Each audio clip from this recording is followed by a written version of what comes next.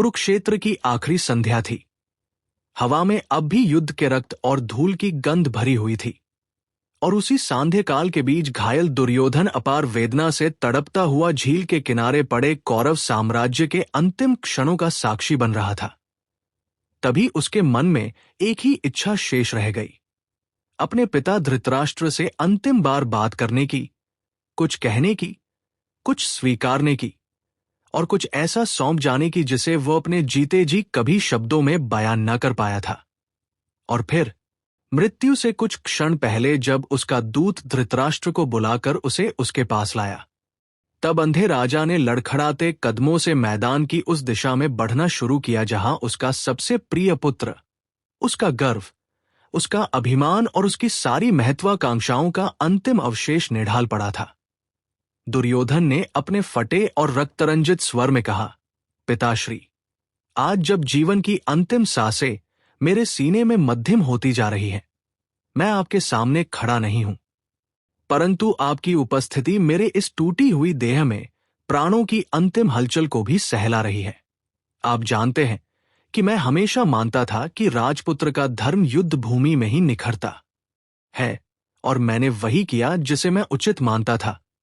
किंतु आज जब मृत्यु मेरे पास बैठी मुझे बुला रही है, तब मैं स्वीकारता हूं कि मेरे हृदय के अनेक निर्णयों में अहंकार की आग थी, प्रतिस्पर्धा की ज्वाला थी, और उस क्रोध की छाया थी जिसे मैंने कभी शांत करने का प्रयास नहीं किया। पिताश्री, आपने मुझे बचपन से ये बताया कि सिंहासन हमारा अधिकार है, कि राज्य कर्मों से नहीं जन्म से मिलता है, और मैंने आपकी हर बात को सत्य मानकर अपने जीवन की दिशा बना ली। लेकिन आज मुझे लगता है कि जिस सत्य की मीठी ध्वनि हमने सुनी, वह कहीं न कहीं हमारे दोनों के भीतर छिपी आशंकाओं और असुरक्षाओं से उपजी थी। आप मेरे पिता हैं, आप अंधे हैं, किंतु ये दोष आपका नहीं था, परंतु आपकी इस दुर्बलता के कारण आपने दुनिया को पढ़ने की बजाय केवल उन शब्दों को सुना जो आपके आसपास के लोगों ने आपके मन में भरे, और उन्हीं शब्दों की ध्वनि से मैंने भी अपनी दृष्टि बनाई, जो मेरे पतन का कारण बनी।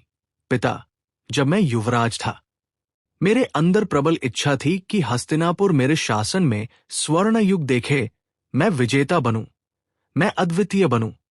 लेकिन शायद मैंने कभी ये नहीं देखा कि योग्यता केवल इच्छा से नहीं आती, वो विनम्रता से आती है, धैर्य से आती है, और न्याय की समझ से आती है, और ये तीनों चीजें मेरी महत्वाकांक्षा के नीचे कहीं खो गई थी। पिताश्री, आप जानते हैं कि भीष्म पितामह, गुरु द्रोण, कृपाचार्य और कर्ण जैसे युद्ध देवता मेरे साथ थे, लेकिन आपने कभी सोचा है कि क्यों मेरी सेना का मनोबल मेरे संबंधों जितना मजबूत नहीं था? क्योंकि मैं राजा की तरह आदेश तो दे सकता था, परंतु धर्मराज की तरह सम्मान नहीं दे सका। मेरा शासन भय पर आधारित था, प्रेम पर नहीं, और शायद यही कारण है कि आज राजा का बेटा होते हुए भी मैं अकेला मर रहा हूं। पिता, मुझे कृष्ण से घृणा थी, क्योंकि मैं उन्हें अपना शत्रु मानता था, परंतु आज समझ रहा हूं कि वे शत्रु नहीं थे, वे दर्पण थे, जो मेरी प्रत्येक भूल मेरे सामने रखते रहे। कृष्ण ने मुझे कई अवसर दिए कि मैं समझूं, बदलूं, लेकिन मैं बदलना नहीं चाहता था, क्योंकि मुझे लगा कि बदलना कमजोरी है। किंतु आज महसूस हो रहा है कि बदलाव ही शक्ति है। आप भी तो कभी नहीं बदले। आपने हमेशा पांडवों को अपने प्रतिद्वंदी के रूप में देखा। आपने कभी उनकी सच्चाई, उनका धर्म, उनका समर्पण नहीं देखा, और मैंने भी वही किया। पिता, क्या आप जानते हैं कि जब भीम ने अपनी गदा से मेरे जंघें तोड़ी, तो दर्द तो असहनीय था, पर उससे भी अधिक पीड़ा इस बात की थी कि मैंने हमेशा युद्ध के नियमों की बात की, लेकिन जब अनीति मेरे लाभ में थी तब मैंने मौन धारण कर लिया। अब वही अनीति मुझे लौट कर मिली। यही संसार का नियम है। धर्म का पहिया देर से घूमता है, परंतु घूमता अवश्य है। आज मुझे याद आ रहा है वह दिन जब आपने दुर्योधन को सिंहासन देने का मन बना लिया था, और विदुर सहित सभा के अनेक लोग इसका विरोध कर रहे थे, पर आपने मेरी प्रसन्नता के लिए सबकी बात अनसुनी कर दी। लेकिन क्या आपने सोचा था कि आपकी उसे कृपा से मेरा पतन भी तय हो रहा था?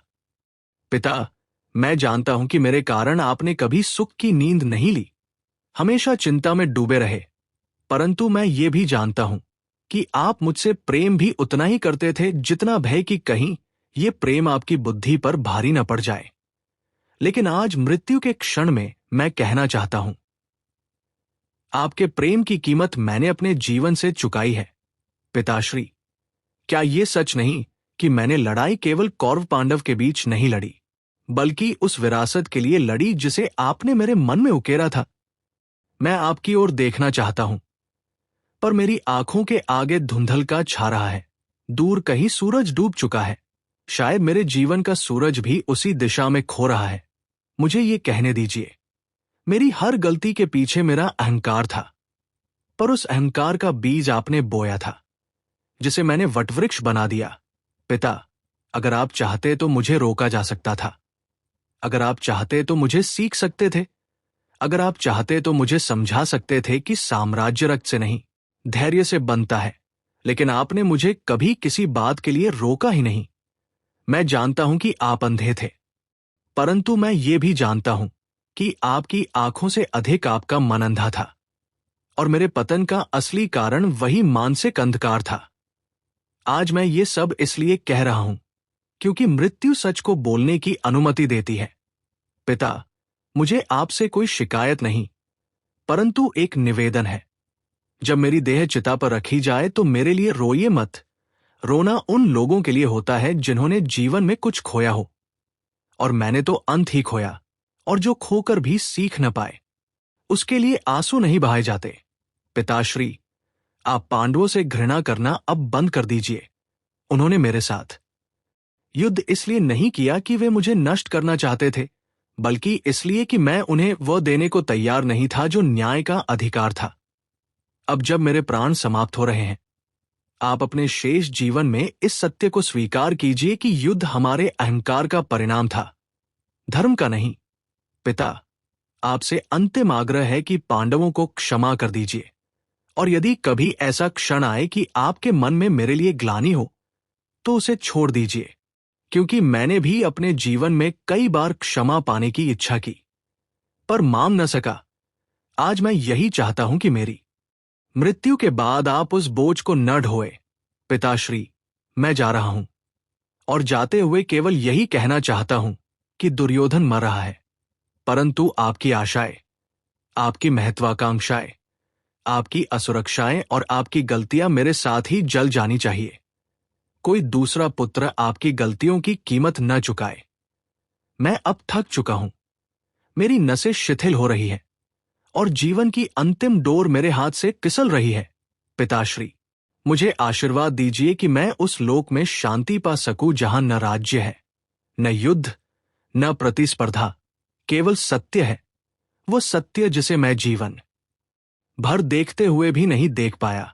अब मैं जा रहा हूं, और मेरे साथ ही उसका अंत हो रहा है जिसे दुनिया दुर्योधन कहती थी।